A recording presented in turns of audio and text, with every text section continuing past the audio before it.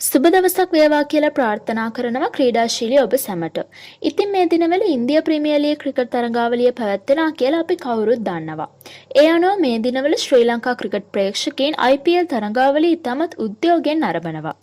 ඉතින් ලාංකික ක්‍රිකට් ප්‍රේක්ෂකයන්ට මීට අමතරව තවත් තරගාවලියක් ගැන තොරතුරු කියන්න තමයි අපි මේ සූදානම් වෙන්නේ. ඒ කණ්ඩායම් 9ක සහභාගීත්වයෙන් යුතුව පැවැත්වෙන බවට තමයි වාර්තා වෙන්නේ.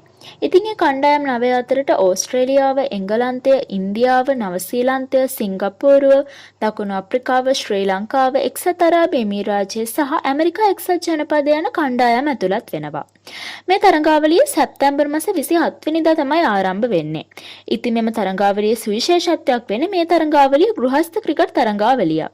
මේ තරගාවලිය ලාංකික ක්‍රිකට් ප්‍රේක්ෂකයන්ට නැරඹීමට වැඩි අවස්ථාවක් තියෙනවා. මොකද මේ තරගාවලිය පැවැත්වෙන්නේ ශ්‍රී ලංකාවේදී වීම නිසා.